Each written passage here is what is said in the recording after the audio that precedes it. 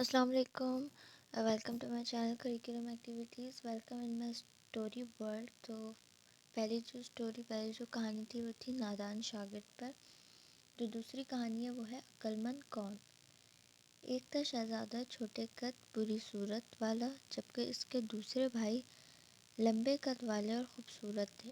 ایک مرتبہ بادشاہ اپنے بصورت شہزادے کو حقارت سے دیکھ رہا تھا تو شہزادے نے یہ بات محسوس کر لی اور ادب سے کہا، ابا جان، چھوٹے قد والا عقل مند لمبے قد والے بے وقوف سے بہتر ہے، اور چھوٹی جسامت والی چیز کی قیمت بڑی ہوئی ہوتی ہے. اسی زمانے میں بادشاہ کی ایک سخت دشمن سے جنگ شروع ہو گئی.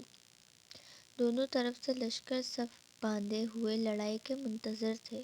سب سے پہلے بادشاہ کی طرف سے لڑنے کے لیے نکلنے والا یہی شہزادہ تھا، اور یہ کہہ رہا تھا، میں جنگ میں پیچھے ہٹنے والوں میں سے نہیں بلکہ لڑ کر جان دینے والوں میں سے ہوں.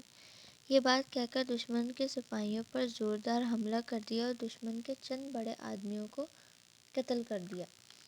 چونکہ دشمن کے سپاہی بہت زیادہ تھے اور بادشاہ کے کم، تو بادشاہ کے سپاہیوں کی ایک جماعت نے بھاگنے کا ارادہ کیا. شہزادے نے یہ دیکھ کر ایک زوردار نعرہ لگایا اور ان کو غیرت دلائی کہ بزدل نہ بنو، بہادروں کی طرح لڑو.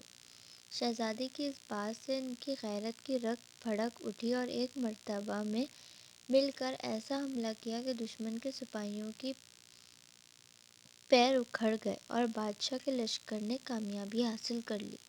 بادشاہ نے اپنے شہزادے کو پیار کیا اور گلے لگایا اور سمجھ گیا کہ میری حکومت کا صحیح اور مضبوط وارث یہی ہے، نہ کہ دوسرے شہزادے. اس لیے اس شہزادے پر ہر دن محبت اور شفقت بادشاہ کی طرف سے بڑھتی رہی، یہاں تک کہ اسے اپنا جانشین بنا لیا.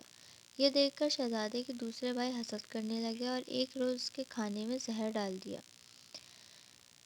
اللہ کی شان، شہزادے کی بہن نے بالا خانے کی کھڑکی سے یہ دیکھ لیا اور کھڑکی پر ہاتھ سے کھٹکھٹ کی. شہزادہ سمجھدار تھا، سمجھ گیا، کھانا نہیں کھایا اور کہا، یہ بات ناممکن ہے کہ اچھے لوگ مر جائیں اور برے لوگ ان کی جگہ حاصل کر لیں. پھر بادشاہ کو بھائیوں کی اس حرکت کی خبر دی.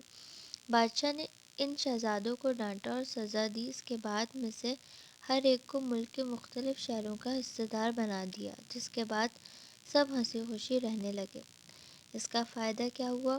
مشکل وقت میں اگر عقل مندی سے کام نہ لیا جائے تو بہت نقصان ہوتا ہے، اور عقل مند ہونے کے لیے خوبصورت ہونا، قد کا لمبا ہونا بالکل بھی ضروری نہیں. لہٰذا آپ بھی ہر کام عقل مندی اور سوچ سمجھ سے کرنے کی عادت بنائیں.